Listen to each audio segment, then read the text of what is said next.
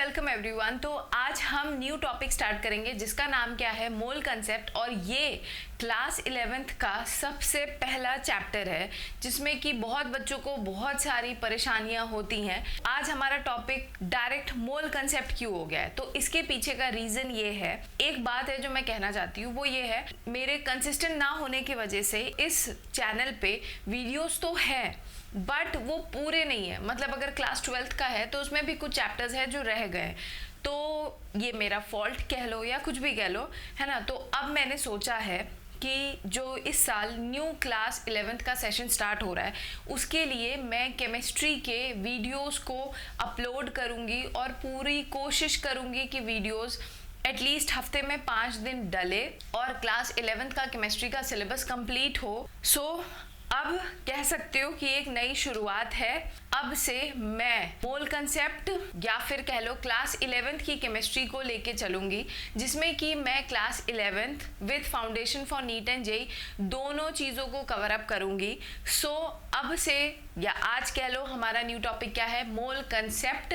आज की क्लास बहुत ज़्यादा हैवी नहीं होगी, बेसिक क्लास है क्योंकि चैप्टर शुरू हो रहा है। उसके बाद हम धीमे धीमे चीज़ों को कवर अप करेंगे, लेकिन ऐसा भी नहीं कह सकती कि ये पोर्शन या ये वीडियो ज़रूरी नहीं है। ये ज़रूरी है क्योंकि जब हम मोल्स के क्वेश्चन करते हैं तो ये चीज़ें कहीं ना कहीं इनडायरेक्ट वे में आ जाती है और बहुत से बच्चे होते हैं जिनको ये चीज़ें नहीं आती निकालने। ठीक है, तो आज करते हैं न्यू शुरुआत किससे, मोल कंसेप्ट से। Let's start a video. अब देखो, मोल कंसेप्ट में ना सबसे पहले क्या हमें पढ़ना है कि मैटर, कोई भी मैटर जो होता है उसका जो सबसे स्मॉलेस्ट पार्टिकल होता है, जो सबसे स्मॉलेस्ट पार्टिकल है, हम पहले उसी के बारे में जिक्र करेंगे। ठीक है, तो सबसे स्मॉलेस्ट पार्टिकल क्या होता है, एटम। ठीक है, तो किसी भी मैटर का जो सबसे स्मॉलेस्ट पार्टिकल होता है वो क्या है, एटम। और एटम भी फर्दर किससे बना होता है, किससे बना होता है, इलेक्ट्रॉन, प्रोटॉन एंड न्यूट्रॉन, है ना। तो देखो, मैटर का सबसे स्मॉलेस्ट पार्टिकल क्या है, एटम। और एटम फर्दर किससे बना होता है, इलेक्ट्रॉन, प्रोटॉन एंड न्यूट्रॉन से। ठीक है, जिसमें कि हमने पढ़ा है कि जो एक एटम है तो उसके जो सबसे सेंटर में कौन कंसंट्रेटेड होता है, प्रोटॉन एंड न्यूट्रॉन, है ना। तो सेंटर में कौन होगा, प्रोटॉन एंड न्यूट्रॉन। और इसके आसपास क्या होते हैं, ऑर्बिट्स होते हैं जिसमें क्या करते हैं, इलेक्ट्रॉन्स रिवॉल्व। ठीक है, तो ये बात यहाँ तक समझ आ गई। कुछ टर्म्स है जिन्हें हमें अब पढ़ना है, वो टर्म्स क्या है, atomic number and mass number. ठीक है, और भी बाकी टर्म्स है लेकिन हम उस पर जाएंगे धीमे धीमे। ठीक है, तो एटॉमिक नंबर क्या होता है, एटॉमिक नंबर जो होता है उसको रिप्रेजेंट किससे किया जाता है, एटॉमिक नंबर को Z से रिप्रेजेंट किया जाता है। And atomic number is always equals to number of electron या फिर नंबर ऑफ प्रोटॉन। ठीक है, बट एटॉमिक नंबर हमेशा इलेक्ट्रॉन और प्रोटॉन के बराबर तभी होगा जब एटम कैसा होगा, जब इलेक्ट्रिकली न्यूट्रल होता है। जब एटम इलेक्ट्रिकली न्यूट्रल होता है ना, तभी इलेक्ट्रॉन का नंबर प्रोटॉन के बराबर होगा।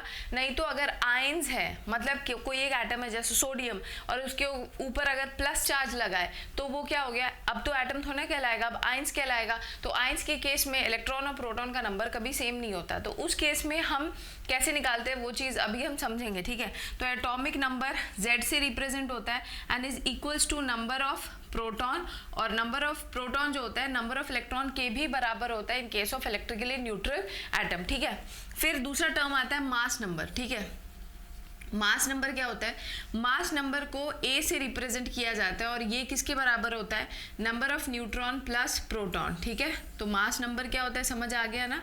तो बस अब किसी भी एटम को अगर रिप्रेजेंट करना है तो कैसे रिप्रेजेंट कर सकते हैं, देखो क्या करो, कोई भी एक सिंबल ले लो, जैसे X हो गया किसी एटम का सिंबल। ठीक है, तो कोई जो एटम होगा ना उसमें हमेशा तुम्हें ऊपर एक टर्म दिखेगा, नीचे एक टर्म दिखेगा। ऊपर जो लिखा होता है वो क्या होता है, ऊपर जो लिखा होता है वो होता है हमारा मास नंबर। ऊपर क्या लिखा होता है, मास नंबर, और नीचे क्या होता है, एटॉमिक नंबर लिखा होता है हमेशा। ठीक है, याद रखना। और अगर बहुत ज़्यादा कंफ्यूजन होता है ना किसी बच्चे को, तो सिंपल तरीके से ये याद रखना, A to Z, ऊपर लिख लो A, नीचे लिख लो Z। मतलब ABCD शुरू किससे होता है, A से, खत्म किससे होता है, Z पे। तो A को ऊपर रखो और Z को नीचे लिखो। अब तुम्हें पता है A क्या है, मास नंबर, Z क्या है, एटॉमिक नंबर। समझ आ गया। तो ये थी बातें हमारी कुछ। अब देखो, अगर तुम्हें नंबर ऑफ न्यूट्रॉन्स निकालना है, अगर तुम्हें नंबर ऑफ न्यूट्रॉन्स निकालना है तो नंबर ऑफ न्यूट्रॉन्स निकालने का तरीका क्या है, a माइनस जेड, मतलब मास नंबर से एटॉमिक नंबर को माइनस कर दो, a माइनस जेड। ठीक है, तो ये हो गई हमारी कुछ छोटी मोटी बातें। अब हम इन पे इसके हेल्प के थ्रू क्वेश्चंस को सॉल्व करेंगे। पहला जो मैंने यहाँ पे क्वेश्चन दिया, calculate the number of electron, proton and neutron in the following atoms. तो ये ऐसे एटम्स हैं जो न्यूट्रल है, तो न्यूट्रल में इलेक्ट्रॉन, प्रोटॉन और न्यूट्रॉन को का नंबर निकालना बहुत ईजी होता है, कोई यहाँ कॉम्प्लिकेशन नहीं है। कॉम्प्लिकेशन तब आती है जब चार्ज आना शुरू हो जाए, कोई दिक्कत नहीं, वो भी हम समझेंगे। ठीक है, तो देखो हाइड्रोजन है, हाइड्रोजन पे देखो क्या है, अब मैंने बताया इसका ये क्या है बेटा, ये है हमारा मास नंबर और ये हमारा क्या है, एटॉमिक नंबर। तो एटॉमिक नंबर हमेशा किसके बराबर होता है, नंबर ऑफ प्रोटॉन, और प्रोटॉन हमेशा नंबर ऑफ इलेक्ट्रॉन के बराबर होता है। तो इसका मतलब हाइड्रोजन एटम में प्रोटॉन का नंबर कितना है 1 और इलेक्ट्रॉन का नंबर भी कितना है 1। ठीक है, बट नंबर ऑफ न्यूट्रॉन कैसे निकालोगे, न्यूट्रॉन मैंने बताया ना ऊपर से नीचे को माइनस कर दो, तो 1 माइनस 1 क्या हो गया 0। तो हाइड्रोजन एक ऐसा एटम है जिसमें नंबर ऑफ न्यूट्रॉन्स क्या होता है 0, बाकी कोई ऐसा एटम नहीं होगा, समझ आया। और हाइड्रोजन में भी कौन सा आइसोटोप, प्रोटियम, समझ आया। अब हम इसमें निकालेंगे, ये क्या हो गया इसका मास नंबर, और ये क्या हो गया हमारा एटॉमिक नंबर। ठीक, अब तो डायरेक्ट भी कर सकते हैं, तो एटॉमिक नंबर दैट मीन्स इसमें प्रोटॉन का नंबर कितना है 7, तो इलेक्ट्रॉन का नंबर भी कितना हो जाएगा 7, और यहाँ पे नंबर ऑफ न्यूट्रॉन कैसे निकालोगे 14 माइनस 7 दैट इज 7। ठीक है, फिर इस वाले में आ जाओ, इसमें प्रोटॉन का नंबर बताया ना, प्रोटॉन का number is always equals to atomic number, और क्योंकि न्यूट्रल एटम है तो जितने प्रोटॉन्स होंगे उतने ही इलेक्ट्रॉन्स होंगे, तो यहाँ पे इलेक्ट्रॉन्स का नंबर कितना हो गया 19। अब अगर यहाँ न्यूट्रॉन्स निकालना है तो 39 माइनस 19 कर दो तो 20 आएगा इसका नंबर ऑफ न्यूट्रॉन्स। ठीक है, अब आता है हमारा लास्ट, उसमें नंबर ऑफ प्रोटॉन्स कितने होंगे बताओ, इसमें नंबर ऑफ प्रोटॉन्स हो जाएंगे 15 और इलेक्ट्रॉन्स के बराबर इलेक्ट्रॉन्स भी 15 होंगे, और न्यूट्रॉन्स कितने हो जाएंगे 31 माइनस 15 दैट इज 16। समझ आ गया। तो आई होप ये वाला क्वेश्चन और ये जो छोटी मोटी बातें थी ये समझ आया होगा, अगर समझ आया तो कॉपी कर लो। अब हम कैलकुलेट करेंगे इलेक्ट्रॉन, प्रोटॉन एंड न्यूट्रॉन का number in the case of molecules, समझ आया। तो अब हम इन क्वेश्चंस को सॉल्व करते हैं। ये अगर तुम ध्यान दो तो ये मॉलिक्यूल्स दिए हैं, अब मॉलिक्यूल्स में number of electron, proton and neutron निकालना है। ठीक है, तो एक बात बताओ, ये जो मॉलिक्यूल है पहले इसको ध्यान से देखो, इसमें ये किस किस से बना है, हाइड्रोजन से बना है एंड ऑक्सीजन से बना। ऑक्सीजन का क्या होता है 8 होता है उसका एटॉमिक नंबर, 16 होता है उसका मास नंबर, और ऐसे यहाँ पे 1 है हाइड्रोजन, ये हाइड्रोजन का हमने ऐसे लिख दिया। अब हाइड्रोजन में यहाँ पे कितने हाइड्रोजन है 2, तो ठीक है यहाँ पे 2 से मल्टीप्लाई कर देना। ठीक, तो अब यहाँ पे अगर तुम्हें नंबर ऑफ, पहले ना नंबर ऑफ प्रोटॉन्स निकाल लो, तो एक बात बताओ नंबर ऑफ प्रोटॉन्स यहाँ पे कितने होंगे, क्या है यहाँ पे 1, तो 2 इंटू 1 कर दो, क्योंकि हाइड्रोजन के कितने एटम्स है बेटा 2 ना, तो यहाँ पे प्रोटॉन का नंबर कितना है, एक हाइड्रोजन एटम में प्रोटॉन 1 है, तो 2 में कितने हो जाएंगे 2 ना। अब ऑक्सीजन पे आओ, प्लस ऑक्सीजन में नंबर ऑफ प्रोटॉन्स कितने 8, तो 8 कर दो। ठीक है, तो 2 + 8 कितना हुआ 10, तो प्रोटॉन का नंबर कितना हुआ 10 और इलेक्ट्रॉन का नंबर भी क्या हो जाएगा 10। ठीक है, अब नंबर ऑफ न्यूट्रॉन्स निकालने हैं, तो अगर नंबर ऑफ न्यूट्रॉन्स निकालना है तो कैसे करोगे, वही मैंने बताया था ना a माइनस जेड, तो 16 में से 8 गया कितना हो गया, ऑक्सीजन के लिए 8, हाइड्रोजन के नंबर ऑफ न्यूट्रॉन्स तो 0 होते हैं, तो इसका मतलब H2 में नंबर ऑफ न्यूट्रॉन्स कितने हो गए 8। ठीक है, तो ये समझ आ गया। अब हम HNO3 का करते हैं। ठीक, HNO3 में बताओ क्या होगा, ये तुम लोग का होमवर्क हो जाएगा। ठीक है, ये होमवर्क है।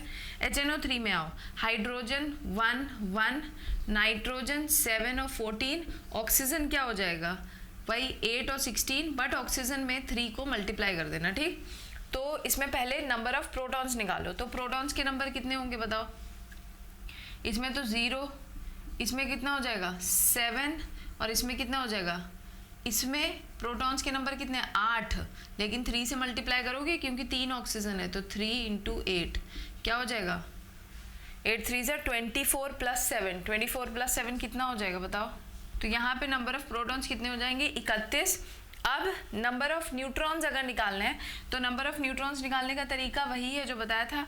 नंबर ऑफ न्यूट्रॉन्स के लिए यहाँ पे तो हाइड्रोजन में 0 होगा नंबर ऑफ न्यूट्रॉन्स, नाइट्रोजन में क्या होगा 14 में से 7 गया कितना 7, प्लस ये कितना हो जाएगा 8, लेकिन 3 ऑक्सीजन एटम है तो 8 3 से 24, वही चीज़ 24 + 7 कितना हुआ 31। तो यहाँ पे नंबर ऑफ न्यूट्रॉन्स भी कितने हो गए 31। एक मिनट, यहाँ पे जो नंबर ऑफ प्रोटॉन्स है हाइड्रोजन में मैंने 0 लिख दिया, सॉरी, यहाँ पे नंबर ऑफ प्रोटॉन्स कितना हो जाएगा 1, तो ये कितना हो जाएगा नंबर 32, ठीक है। तो ये होगा क्वेश्चन। अब हम H2SO4 करें। H2SO4 भी सिंपल है, बताओ प्रोटॉन्स निकालने, डायरेक्ट लिख दूँ मैं। हाइड्रोजन कितने हैं, हाइड्रोजन में कितने प्रोटॉन्स होते हैं 1, लेकिन 2 एटम है तो 1 × 2 कितना हो जाएगा 2, प्लस सल्फर में कितने होते हैं, सल्फर में क्या होगा 16 और 32 है ना, तो कितना हो गया 16 लिख लो। ऑक्सीजन में कितना होगा, ऑक्सीजन में नंबर ऑफ प्रोटॉन्स 8 होते हैं और 4 से मल्टीप्लाई कर दो क्योंकि 4 एटम है ना, तो 4 8 = 32। अब इसे प्लस करो कितना आएगा, तो इसे प्लस करोगे तो कितना आएगा 50। अब न्यूट्रॉन्स निकाल लो, न्यूट्रॉन्स भी तो सेम ही है यार, इसमें न्यूट्रॉन्स का नंबर कितना होगा सल्फर के लिए 32 में से 16 माइनस करो 16, और यहाँ कितना हो जाएगा वही 8 कितने होते हैं ऑक्सीजन में, और 4 से मल्टीप्लाई करो तो 4 8 = 32, और 16 तो एज इट इज रहेंगे, बस हाइड्रोजन के पास न्यूट्रॉन्स नहीं है ना तो वहाँ पे 0 हो जाएगा। तो यहाँ पे यही तो सेम कैलकुलेशन है, बस 2 चला गया, तो 16 + 32 कितना हो गया 48। तो नंबर ऑफ न्यूट्रॉन्स कितना हो गया 48। जब तुम्हें सिंपल सा मॉलिक्यूल दे जिसमें कोई चार्ज वगैरह नहीं है तो तुम उसमें number of electrons protons and neutrons निकाल लोगे। अब हम कुछ ऐसे क्वेश्चंस करेंगे जिनमें जो आयंस दिए होंगे और कुछ ऐसे मॉलिक्यूल्स होंगे जिन पे चार्ज होंगे, ठीक है। तो आई होप ये समझ आ गया होगा, अगर समझ आए तो इस क्वेश्चंस को भी कॉपी कर लो, ठीक है। तो अब हम इन क्वेश्चंस को सॉल्व करते हैं, ठीक है। यहाँ पे देखो क्या डिफरेंस है, इस क्वेश्चंस में चार्ज दिख रहे हैं तुम्हें, जैसे ये क्या है K+, Ca+2, फिर क्या है NH4+1, SO4-2, तो इनमें number of electrons protons and neutrons कैसे निकाला जाता है हम इस चीज़ को समझेंगे। और मैंने कन्वीनियंस के लिए, जिनको मे भी ना पता उनके लिए, यहाँ पे इसके एटॉमिक नंबर, पोटेशियम और कैल्शियम के एटॉमिक नंबर लिख दिए हैं ताकि तुम्हें कहीं भाग दौड़ ना करनी पड़े देखने के लिए, ठीक है। तो अब हम इस वाले क्वेश्चन को सॉल्व करते हैं। यहाँ पे क्या है, एक बात बताओ, कभी भी अगर आयंस दिया है, ठीक है, जब तक एटम न्यूट्रल है तब तक तो कोई दिक्कत नहीं है, जितने प्रोटॉन्स के नंबर है उतने इलेक्ट्रॉन्स के नंबर होंगे। बट जैसे ही आयंस आता है तो आयंस में पहले प्रोटॉन के नंबर निकाल लो, ठीक है, क्योंकि चेंज तो इलेक्ट्रॉन ही करेगा ना, मतलब केमिकल रिएक्शन में पार्टिसिपेट कौन करता है, इलेक्ट्रॉन। तो नंबर में अगर फेरबदल होती है तो इलेक्ट्रॉन्स के नंबर में फेरबदल होती है। तो पहले मैंने क्या बोला, पहले नंबर ऑफ प्रोटॉन्स निकाल लो। तो क्या करो, K+ में पहले नंबर ऑफ प्रोटॉन्स निकालो, तो प्रोटॉन का नंबर क्या होगा 19, ठीक है। अब इस केस में तुम ये नहीं लिख सकते हो कि इलेक्ट्रॉन भी 19 है, क्यों, क्योंकि यहाँ पे इलेक्ट्रॉन, इस पे प्लस चार्ज लगा है, ठीक है। अब इलेक्ट्रॉन कैसे निकालेंगे, तो नंबर ऑफ इलेक्ट्रॉन अगर निकालना है ना तो क्या करो, number of proton minus charge कर दो, ठीक है। क्या बोला मैंने, क्या कर दो, यहाँ पे प्रोटॉन का नंबर तुम अलग से लिख लो, कितने 19, ठीक है। तो प्रोटॉन कितने 19। अब देखो क्या बोला मैंने, फॉर्मूला क्या है, number of protons minus charge, ठीक। तो इस क्वेश्चन में नंबर ऑफ प्रोटॉन कितना है 19 माइनस चार्ज, चार्ज कैसा है +1, तो इसे एज इट इज +1 ही लिखो। तो प्लस माइनस माइनस, तो 19 में से 1 गया 18, समझ आया। तो इस केस में, इस वाले क्वेश्चन में प्रोटॉन का नंबर 19 है, इलेक्ट्रॉन का नंबर कितना है 18, और न्यूट्रॉन का नंबर कितना होगा बताओ, न्यूट्रॉन कितना 39 माइनस 19 कर दो तो कितना हो जाएगा 20, समझ आया। तो ये है क्वेश्चन, आई होप समझ आ गया होगा इसका सोल्यूशन, ठीक है। तो अब हम दूसरे वाले क्वेश्चन पे बढ़े, कैल्शियम +2, ठीक। तो यहाँ पे मैंने इसका ये पहले से लिखा हुआ है, एटॉमिक नंबर, मास नंबर, तो प्रोटॉन का नंबर यहाँ पे कितना हो जाएगा 20, ठीक। अब क्योंकि +2 चार्ज है, ये अब एटम नहीं है, आयन है, तो इसमें इलेक्ट्रॉन के नंबर कभी भी प्रोटॉन के बराबर नहीं होंगे। तो इलेक्ट्रॉन का निकालने का तरीका क्या बताया मैंने, प्रोटॉन माइनस चार्ज। तो यहाँ पे प्रोटॉन कितने 20 माइनस चार्ज कितना है +2। अगर मान लो यहाँ पे -2 होता तो तुम यही फॉर्मूला लगाओगे, नंबर ऑफ प्रोटॉन -2, समझ आया। जो चार्ज है उसे as it is with sign लेके चलो, तो प्लस माइनस कितना हो गया माइनस, तो इसमें इलेक्ट्रॉन कितने हो जाएंगे 18। तो नंबर ऑफ इलेक्ट्रॉन्स कितने हो गए 18, नंबर ऑफ प्रोटॉन्स कितने हो गए 20, और न्यूट्रॉन्स का नंबर कितना होगा बताओ 40 - 20 दैट इज 20, ठीक है। तो आई होप ये दोनों पार्ट क्लियर होंगे। अब हम NH4 प्लस में करेंगे, ठीक है। पहले NH4 प्लस में बताओ कौन कौन प्रेजेंट है। 7 और 14 नाइट्रोजन और हाइड्रोजन 1 और 1, ठीक। ये पहले लिख लो। पहले इसमें प्रोटॉन का नंबर निकाल लो। तो प्रोटॉन का नंबर कैसे निकालोगे? नाइट्रोजन में प्रोटॉन का नंबर कितना है? 7, ठीक। इसमें कितना है? 1, बट कितने हाइड्रोजन है? 4, तो 4 से मल्टीप्लाई कर दो तो क्या हो गया? 4 और ये 11 आया, मतलब प्रोटॉन का नंबर कितना है? 11, ठीक। अब इलेक्ट्रॉन निकालना है, तो मैंने बताया था ना प्रोटॉन माइनस चार्ज, तो प्रोटॉन कितना है? 11 माइनस चार्ज कितना है? +1, तो ये हो गया +1, तो plus minus minus that is 10 electron आएगा, समझ आया? तो इलेक्ट्रॉन के नंबर कितने हैं? 10। अब हम न्यूट्रॉन का नंबर निकाले क्या? तो न्यूट्रॉन का नंबर भी सिंपल है। नाइट्रोजन के लिए क्या करोगे? 14 माइनस 7, और हाइड्रोजन के पास तो नंबर ऑफ न्यूट्रॉन्स यहाँ है ही नहीं ना, तो यहाँ पे 1 माइनस 1 क्या हो गया? 0, तो 7 + 0 दैट इज न्यूट्रॉन का नंबर यहाँ कितना है? 7। तो आई होप ये क्लियर हो गया होगा। अगर चाहो तो जो मैंने नीचे यहाँ पे दिया था SO4 - 2, ये तुम लोग खुद से एज अ होमवर्क के तरीके पे सॉल्व कर सकते हो, ठीक है। पहले सल्फर का लिख लो, ऑक्सीजन का अलग से लिख लो, इनके प्रोटॉन्स को काउंट करके निकाल लो, इलेक्ट्रॉन्स निकालने के लिए प्रोटॉन माइनस चार्ज कर दो, और फिर नंबर ऑफ न्यूट्रॉन्स। तो ईजी ही है, ठीक है। मैं 1-2 क्वेश्चन और लिख देती हूँ होमवर्क के लिए ताकि तुम प्रैक्टिस कर सको, ठीक है। एक होमवर्क ले लो, Cl - 1 N3 - 1, ठीक है, माइनस। ये है तुम लोग के होमवर्क, इसको प्रैक्टिस करना, तो जो पढ़ाया है वो कंसेप्ट क्लियर हो जाएगा, ठीक है। तो अब हम इस क्वेश्चन को डिस्कस करेंगे। इस क्वेश्चन में देख क्या रखा है कि आयनिक मास ऑफ X - 2 इज 16, ठीक है। It has 8 neutrons, determine the number of protons, electrons and atomic number, ठीक है। तो आयनिक मास कितना दिया हुआ है?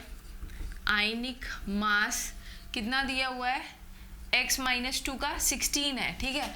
इसमें नंबर ऑफ न्यूट्रॉन्स कितने हैं? 8। हमें क्या बताना है? नंबर ऑफ प्रोटॉन्स, ठीक। प्रोटॉन्स का नंबर हमें नहीं पता। तो एक बात बताओ, आयनिक मास या मास नंबर ये कह सकते हैं, इस आयन का मास ही तो दे रखा है। तो एक बात बताओ, मास नंबर किसी का भी मास नंबर किसके वजह से होता है? नंबर ऑफ न्यूट्रॉन्स और प्रोटॉन्स के वजह से ना। तो यहाँ पे मास नंबर, आयनिक मास कितना दिया हुआ है? मास नंबर या आयनिक मास ले लो, ये कितना दे रखा है? 16, और नंबर ऑफ न्यूट्रॉन्स कितना दे रखा है? 8, प्लस प्रोटॉन निकालना है, तो ये प्रोटॉन के नंबर कितने हो जाएंगे? 8, ठीक है। अब तुमने प्रोटॉन का नंबर निकाल लिया, अब इलेक्ट्रॉन का नंबर निकालना बहुत ईजी है, मैंने बताया था। इलेक्ट्रॉन अगर ऐसे आयंस के केस में निकालना है तो क्या करो? Proton minus charge, proton minus charge, यही तो करते हैं। तो प्रोटॉन का नंबर कितना है? 8, माइनस चार्ज क्या है? -2, तो यहाँ लगा दो -2, तो minus minus plus that is electron का नंबर कितना हो गया? 10, ठीक है। अब एक बात बताओ, यहाँ पे अब लास्ट में क्या पूछा? Atomic number. तो एटॉमिक नंबर किसके बराबर होता है? नंबर ऑफ प्रोटॉन्स के बराबर होता है। तो नंबर ऑफ प्रोटॉन्स कितना है? 8, तो इस वजह से इसका एटॉमिक नंबर भी कितना हो जाएगा? 8, ठीक है। तो देखो ये क्वेश्चन कितना इजी था। कंसेप्ट अगर स्ट्रांग हो तो क्वेश्चन इजी होता है, कोई डाउट नहीं होता, ठीक है। तो आई होप जो मैंने आज पढ़ाया है वो समझ आया होगा। भले ही ये लग रहा होगा कि ये तो बहुत ईजी है, इसमें क्या पढ़ना, बट जब मोल्स के क्वेश्चन करोगे तो वहां पे मोल्स में इन चीजों का इन्वॉल्वमेंट है, मानो मेरी बात। तो अगर वीडियो अच्छा लगे तो अपने फ्रेंड्स के साथ शेयर करो, अगर कोई डाउट है तो कमेंट सेक्शन में पूछो। मिलते हैं नेक्स्ट वीडियो में जल्दी ही, तब तक पढ़ाई करो। Thank you and bye.